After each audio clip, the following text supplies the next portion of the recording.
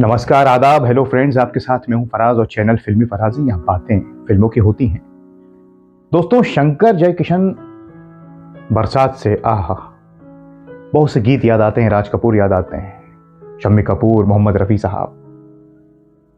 Top पर शंकर जयकिशन, 3-3 लाख रुपए तक फीस। फिल्म चले ना चले, संगीत सुपरहिट। संगीत की वजह से फिल्म भी चल जाया करती थी। जिन लोगों ने वो दौर देखा है उन्हें याद है, और आज भी। एक तरफ एलवी प्रसाद साहब की फिल्में हैं। एलवी प्रसाद साहब साइलेंट एरा से फिल्में बना रहे थे, साउथ इंडस्ट्री में, फिर हिंदी सिनेमा में, आला मारा में तो काम भी किया, और कई फिल्मों में शंकर जयकिशन ने संगीत दिया।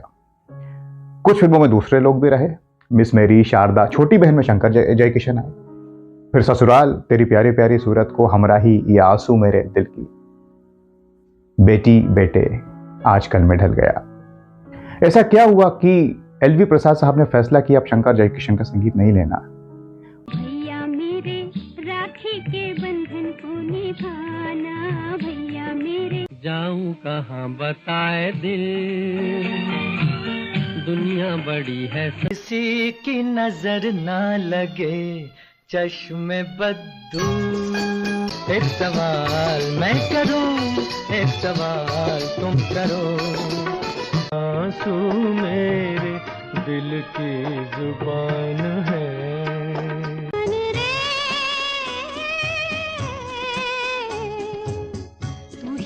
वो छुप छुप के मिलना, वो हंसना हंसाना, वो दिन याद आजकल में ढल गया दिन।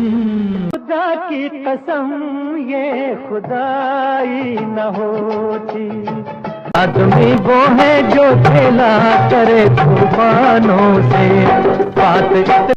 जय ओम प्रकाश साहब ने भी किया था ना फैसला आई मिलन की बेला के बाद, भाई बहुत पैसा लेते हैं, अब नहीं।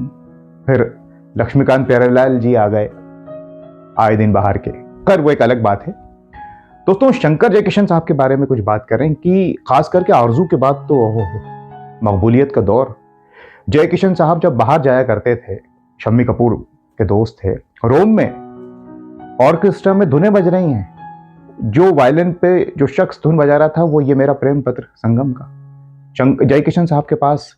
जयकिशन ने कहा भाई ये तो हमने कंपोज की है। इतनी मकबूलियत रोम में और पूरी दुनिया में। और बहुत सी बातें हैं। ये दौर रेडियो पर ज्यादा से ज्यादा इनके गाने प्ले होते थे, ज्यादा से ज्यादा, क्योंकि संगीत ही ऐसा रहा। ऐसा क्लासिकल हो या रॉक एंड रोल हो, हैवी ऑर्केस्ट्रा हो, और ऐसा नहीं है कि उन्हें संगीत की जानकारी नहीं थी, लेकिन वो ये मानते थे कि पब्लिक को जो आसानी से समझ में आए। और कई हीरो सुपरस्टार बन गए शंकर जयकिशन के संगीत की बदौलत। और उसमें यह भी कह दूं कि रफ़ी साहब की आवाज़ का भी, राज कपूर साहब की फिल्में अलग हैं, लेकिन ज़्यादातर फिर चाहे वो शम्मी कपूर हों, राजेंद्र कुमार हों, जॉय मुखर्जी हों, देवानंद साहब हों, शंकर जयकिशन का कॉम्बिनेशन मोहम्मद रफ़ी साहब के साथ। खैर, अब आपको बताता हूं कि ऐसा क्या हुआ कि शंकर जी से नाराज हो गए एलवी प्रसाद, और फिर बेटी बेटे के बाद कहा कि काम नहीं करना शंकर जयकिशन के साथ। दोस्तों, हुआ यूं कि एलवी प्रसाद साहब एक दिन स्टूडियो पहुंचे मिलने। शंकर जी थे, शंकर जी बिजी थे सेटिंग में गाने की। उनके असिस्टेंट से एलवी प्रसाद साहब ने कहा कि बोलो कि मैं आया हूं। उन्होंने कहा कि साहब एलवी प्रसाद साहब आए। शंकर जी ने कहा कि रुक जाइए, आता हूं। 5-10 मिनट हो गए, फिर प्रसाद साहब ने कहा कि भाई मैं वेट कर रहा हूं। ऐसा होते होते आधा घंटा हो गया। फिर एलवी प्रसाद नाराज हो गए और कहा कि भाई वो क्यों नहीं मिल रहे, मैं एलवी प्रसाद हूं, मेरे वक्त की कुछ कीमत है। जब शंकर जी को ये बात पता चली तो उन्होंने इतना कह दिया कि अरे भाई वो एलवी प्रसाद हैं, अच्छी बात है, हम भी तो शंकर जयकिशन हैं। उफ, ये बात चुभ गई एलवी प्रसाद साहब को। हालांकि शंकर जयकिशन नो डाउट कहां पर थे, लेकिन वो भी एलवी प्रसाद थे। उसके बाद एलवी प्रसाद ने कहा कि नहीं, अब कहीं और जाऊंगा। फिर बेटी बेटे के बाद उन्होंने जो फिल्म बनाई मिलन, वो प्रोड्यूसर डायरेक्टर रहे।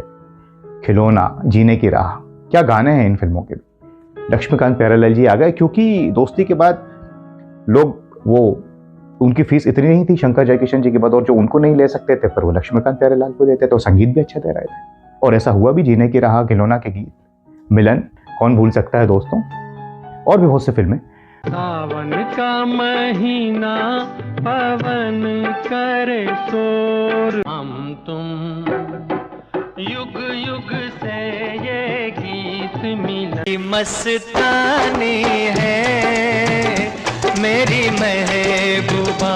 एक बंजारा गाए जीवन के गीत सुनाए, सहारे छोड़ जाते हो, खुश रहे तू सदा ये दुआ है। तो फिर की वाली तू कल फिर आना नहीं फिर। तो इस तरह से जे ओम प्रकाश जी की तरह ही एलवी प्रसाद ने भी फिर लक्ष्मीकांत प्यारेलाल जी का संगीत दिया, और उन्होंने प्रूफ करके बताया कि उनका संगीत भी अच्छा रहा। तो ऐसा यह हुआ, लेकिन मैं कोई कंपैरिजन नहीं कर रहा हूँ। शंकर जयकिशन साहब का संगीत अलग है, लक्ष्मीकांत प्यारेलाल जी का अलग है। लक्ष्मीकांत प्यारेलाल जी तो शंकर जयकिशन साहब को अपने गुरु ही मानते रहे एक तरह से, लेकिन सुनने वाले समझ जाते हैं कि कौन सा संगीत शंकर जयकिशन का और कौन सा लक्ष्मीकांत प्यारेलाल जी का। सभी की फिल्में अच्छी हैं, सभी के गीत अच्छे हैं, सारे सिंगर्स ने सबके लिए गाए। आपका पसंदीदा गीत नगमे कौन से हैं, कौन सी पसंदीदा फिल्म है, क्या दोनों का संगीत अच्छा है या किसी एक का आपको ज़्यादा अच्छा लगता है, किसी एक का कम अच्छा लगता है?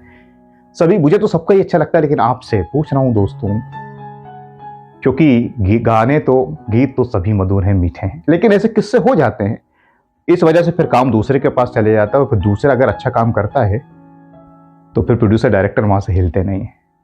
तो आज हमने इस कार्यक्रम के जरिए याद किया शंकर जयकिशन साहब को, लक्ष्मीकांत प्यारेलाल जी को, रफ़ी साहब को हम करते रहते हैं, और भी सबको, एलवी प्रसाद जी को। तो आप हमें आप कमेंट्स करके बताइए कोई किस्सा आपके पास जुड़ा हो ऐसा, और ये भी बताइए कि आप ये फेवरेट फिल्म कौन है, कौन सी है, इन लोगों की गीत कौन सा है, तो हमें अच्छा लगेगा। और किस्सा भी शेयर कीजिए, हम उस पर कार्यक्रम बनाने की कोशिश करेंगे। तो अब मैं जाता हूँ, कुछ और रिसर्च करके आपके लिए लाऊंगा। तब तक के लिए अपना बहुत ख्याल रखें, और अब अपने दोस्त फराज को इजाज़त दीजिए। नमस्कार, खुदा हाफिज़।